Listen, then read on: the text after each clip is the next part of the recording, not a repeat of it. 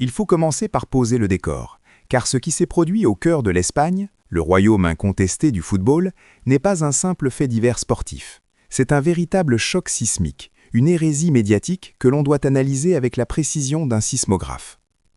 L'idée même que Marca, le quotidien qui respire le Real Madrid et dont chaque millimètre carré de papier est une profession de foi pour Messi ou Ronaldo, consacre 2 pages entières, une double page majestueuse, non pas à un transfert de 500 millions d'euros dans le football, mais à Shohei Ohtani, un joueur de baseball, est une anomalie que l'histoire du sport européen retiendra. C'est le paradoxe qu'il tente d'expliquer. Comment un homme, dont le sport est considéré sur le vieux continent comme une curiosité exotique américaine, peut-il générer un tel niveau d'attention, et surtout, une économie qui fait pâlir les plus grands contrées du ballon rond? La première observation, celle qui a visiblement secoué la rédaction espagnole jusqu'à ses fondations, est purement financière. Ohtani, avec ses contrats de sponsoring, atteint une valeur publicitaire annuelle stupéfiante de 120 millions de dollars. Imaginez un instant la stupeur d'un analyste madrilène, habitué à décortiquer les clauses de transfert du Barça. Ce n'est pas un athlète, aurait récemment confié un éditorialiste financier de Marca sous couvert d'anonymat. C'est un fonds d'investissement mobile. La seule comparaison possible dans notre histoire récente, c'est l'impact global de Michael Jordan dans les années 90. Mais Jordan avait l'avantage de la NBA, déjà mondialisée. Ohtani est en train de mondialiser le baseball, une discipline que nous pensions morte en Europe. Le point de bascule réside dans cette architecture contractuelle de 700 millions de dollars, expliquée en détail par le média espagnol, y compris la fameuse structure de paiement différé. La majorité des commentateurs sportifs en Europe, nourris à la complexité des indemnités de transfert et des commissions d'agents, ont été fascinés par cette ingénierie financière. Un fan espagnol, s'exprimant sur les réseaux sociaux, a parfaitement capturé l'humeur collective en déclarant « J'ai cru lire un rapport de la Banque centrale, pas un article sur un lanceur.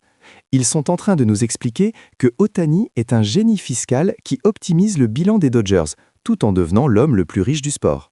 On dirait que l'Espagne essaie de trouver un moyen de le taxer rétroactivement. » Cette fascination n'est pas uniquement liée à l'argent, elle s'ancre dans la comparaison de son statut. Le journal espagnol a placé Ohtani aux côtés de Tiger Woods, Roger Federer et Stephen Curry. C'est là que le débat prend toute son ampleur, car le contre-argument immédiat que tout puriste brandirait serait « le baseball n'a pas la portée universelle du football ou du tennis ». Ohtani est une star aux États-Unis et en Asie, mais il n'est pas Messi ou Ronaldo en Afrique ou en Amérique du Sud. Pourtant, l'article de Marca et les réactions qui ont suivi ont pulvérisé cette notion. Des témoignages affluent d'Européens découvrant le baseball grâce à lui. « Je suis vénézuélien et j'étais à Madrid », raconte un internaute, et j'ai trouvé une diffusion des séries mondiales. Le commentateur parlait espagnol d'Espagne. Je n'aurais jamais cru que le baseball traversait l'Atlantique de cette façon. C'est l'effet Ohtani. Nous arrivons au climax de cette analyse, l'élément qui prouve que nous sommes face à un phénomène culturel nouveau. La valeur d'Ohtani ne réside pas seulement dans les statistiques de jeu, mais dans la dualité de sa personnalité publique. Une humilité presque monacale, en contraste total avec son statut de machine commerciale. Les médias espagnols, souvent cyniques face aux stars du football trop bling-bling, ont été touchés par cette retenue. C'est le twist inattendu. L'Europe découvre le baseball non pas par la puissance des ligues américaines, mais par la pureté de son ambassadeur. Un résident espagnol a résumé la situation avec acuité. Ici, vous êtes fouillé en profondeur seulement si vous êtes Messi ou Ronaldo. Ohtani, lui, est le Messi du baseball, mais avec un caractère encore plus admirable. Personne n'avait prévu que l'Espagne se mettrait à donner des leçons d'économie du sport en décortiquant les revenus du baseball.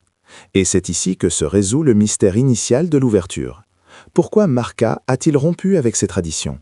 Ce n'est pas pour parler du sport américain, c'est pour comprendre l'homme qui pourrait accidentellement changer la culture sportive de l'Europe. Il y a un consensus émergent parmi les fans étrangers. Ohtani est en train de faire pour le baseball ce que Messi a fait pour le football.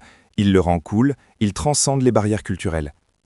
La véritable prophétie, celle que l'article de Marca a involontairement dévoilée, est qu'Ohtani ne cherche pas à devenir une publicité mondiale, mais il l'est déjà devenu, et des pays qui ignoraient l'existence même des Dodgers de Los Angeles commencent à s'intéresser aux diamants du stade. L'impact le plus profond et le plus durable ne sera pas les milliards qu'il gagnera, mais le nombre d'enfants européens qui, au lieu de rêver d'un but à Bernabéu, rêveront de lancer une balle rapide à 160 km/h, grâce à cet homme discret, devenu l'argument commercial le plus puissant que le sport ait jamais connu. Otani est la preuve vivante que si le produit est suffisamment bon et que l'intégrité est palpable, il peut sauver un sport de sa propre marginalisation internationale, y compris au cœur du royaume du football.